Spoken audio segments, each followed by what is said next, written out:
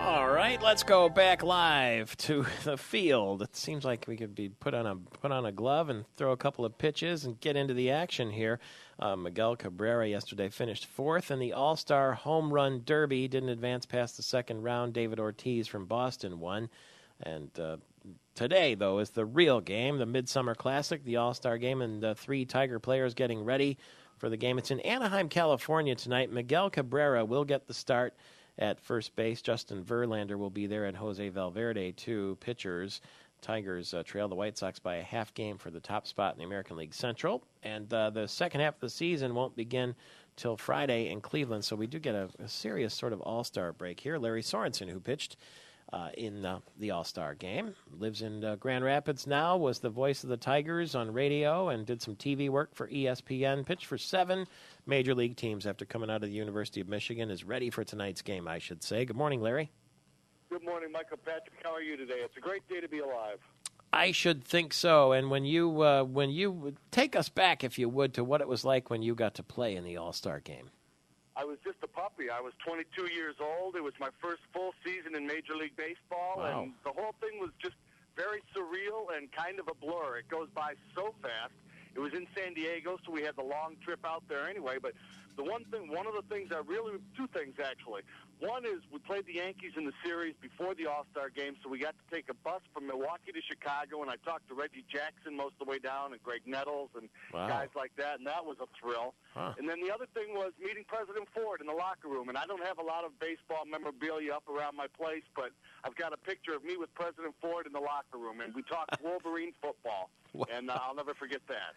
Where do you go from there when you're 22 years old? It's your first season in the bigs, and they say, hey, listen, we're going to send you to the All-Star game, meet the president, ride there with Reggie Jackson. I mean, it's almost unreal. Well, and a lot of the pitchers on this staff are younger guys now. Guys are getting to the major leagues faster because they're getting so much money, and they throw so much better, so much harder than we did in my day. They've gotten so much more instruction along the way that we're really producing some great quality arms.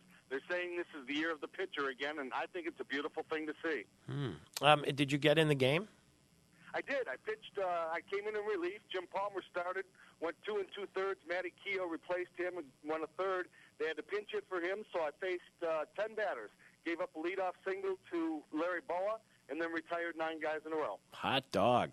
Man, you were something. It was a thrill. I should say so. And then you had to go. My best memories are not of the game. They're the other stuff. Like what? Well, that was the first year that they had the workout the day before. And they had about 35 or 38,000 fans in San Diego for that. And Dave Winfield was a local star, and he did some things off the field where they had big crowds. And, all the stuff riding with Frank Tanana and Jason Thompson to some different events around town in cabs. Meeting the other players, being in the locker room, and sitting next to guys was just a thrill for a young kid from Detroit. And back then there was really nothing to play for, right? Everybody got the same money and that kind of thing. It was just for pride. But Billy Martin was the manager, so there was still some intensity, and there was some pride in winning the game. Oddly enough, that was in the middle of that 11-game winning streak that the National League had, and now the American League has gone 13 years without losing. There was the one tie, but they've gone 13 years without losing. Haven't lost since 1996. So isn't that bizarre? The American League can keep the streak going. Why is that? I mean, you could flip a coin 100 times and you get 50 heads and 50 tails, but in the All-Star game you get these big, long streaks. It doesn't really make sense to me. No, it doesn't, because everybody's picking from the same pool of players. They have the same opportunity to draft guys. It's just the way that it has worked out. And, Michael, we've said 1,000 times on this show that baseball is all about cycles. I'm sure this one will turn around as well. They say don't bet against a streak, so I'm not about to bet on the National League or anything like that because there's some validity to it. But we'll see what happens. Now, the game does mean something, right? There is something at stake now. Home team advantage in the World Series, which obviously 4 games to 3, you get that one extra game at your home park.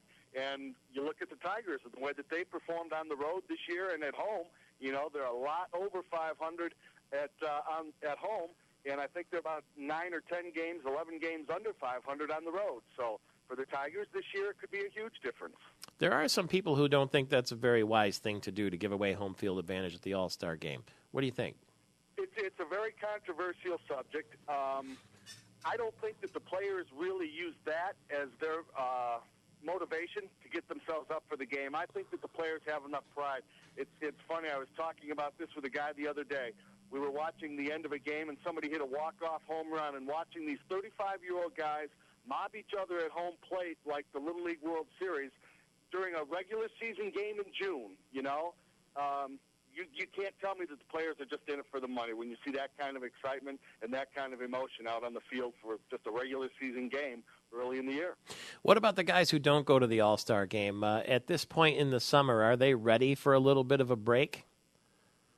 You're ready for a break in May because, you know, the rule is you can't play more than 21 days in a row. Mm-hmm. Well, that gets to be a grind when you consider you're probably playing in 5, 6, 7 different cities during that 21-day streak. So, yeah, absolutely. The players use it. They get away. They leave the cell phones at home. They get the fishing poles out, the golf clubs out, and just take a couple of days to be with the family, spend some quality time, do a little barbecuing, and gear up for the second half because the pressure just intensifies the closer you get to October.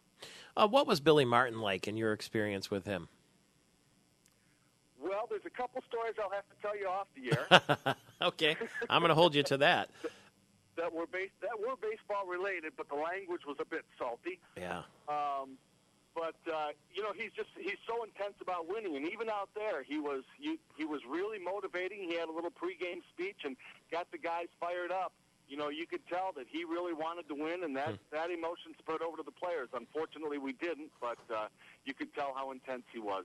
You know, he was a 110% guy. Everything that he did in life, he did hard. We will talk tomorrow morning after tonight's All-Star game. Thank you very much for the chat this morning, and I hope you'll... Oh, by the way, what's the name of your training facility in Grand Rapids? It's the Diamond Sports Training Academy, and our team is about 46-4 right now, I think. We're getting ready for the Connie Mack tournament, which ends up in Farmington, New Mexico for us, hopefully in a couple of weeks. All right. Thank you very much. Enjoy the game tonight, Pitch. We'll talk to you soon. My pleasure, Michael. My pleasure indeed. Larry Sorensen, who pitched in the All-Star game with us now.